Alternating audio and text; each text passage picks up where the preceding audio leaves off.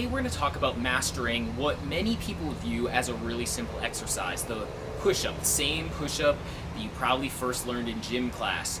But the problem is, if you actually try to get people to do push-ups, you'll find that a large part of the population just can't do them, and of those that can, they're often doing them with really bad form. Their butt's stuck up in the air, or their legs are splayed out, and they're doing it with such bad form that they're losing out on the benefits. So if you're like me and you want to progress onto more challenging variants like the one-handed push-up, then you need to start with a firm basis and just learn how to do the regular push-up in easy steps. So particularly women often lack the upper body strength to really do push-ups off the bat when they first try, and also people who are overweight or who have allowed their muscles to atrophy over time, or those people who are injured or just coming back from a surgery. All these people need to take it easy, to use proper form, to gradually build up their bodies so they can do push-ups with good form.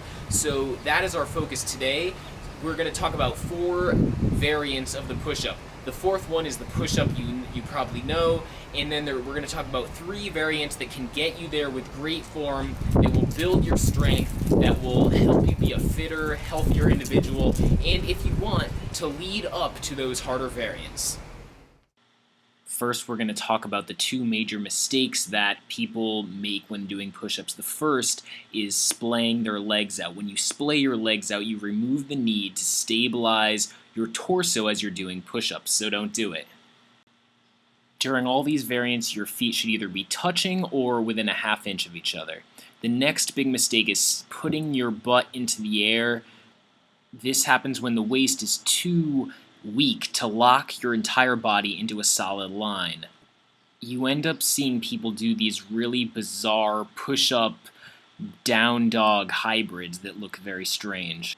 You want your torso, legs, and hips in a solid line. If you're too weak to do this, you should go back and do a variant that's easier.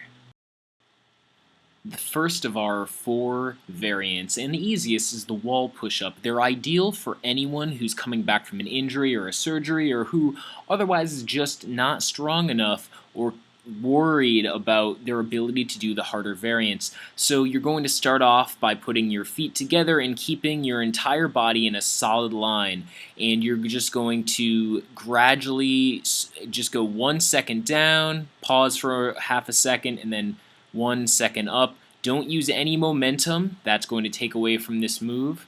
And if this is too hard for you, walk closer to the wall. If it's too easy, walk farther from the wall. Make sure you can do 2 sets of 50 before you move on to the next harder variant.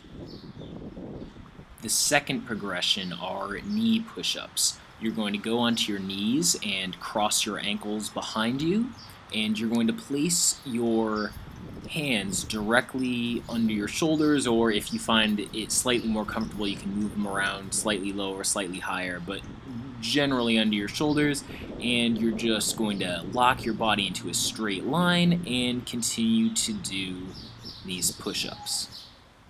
By the time you can do 3 sets of 30 push-ups, you'll be ready to move on to the next variant. Our next exercise is the half push-up, and if you have a basketball or other similarly sized ball, they can help you get the correct depth. You're once again going to be in a straight line, your feet pretty close together, your hands under your shoulders, and you're going to position the ball underneath your pelvis at first, and go down and do a push-up until your pelvis touches it. As that becomes easier, roll the ball up and put it under your chest. You should be able to do 2 sets of 25 of these before you move on to the next variation.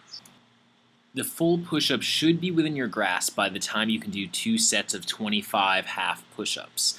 And this is the classic exercise, much like the rest of the progressions, but just taking it up a step. So once again, we're in a straight line, our feet are together, our hands are under our shoulders, and we, from this position, are building a tremendous amount of strength. Dozens of muscles are being worked, but the pecs and the triceps are probably the largest ones, but really all of the muscles that help you stabilize your torso are being worked here as well. If you can do 2 sets of 20 push-ups, you'll be ready to move on to a harder variant, which we will be covering in subsequent videos and articles. In terms of training frequency, really anything that means you're going to be fully recovered for your next training session is fine, but generally for most people, 3 times a week is good enough for building on these push-up variants. Each day you train, you really only need to do between 2 and 3 sets, and you should work every set until failure or until you've met the progression standard.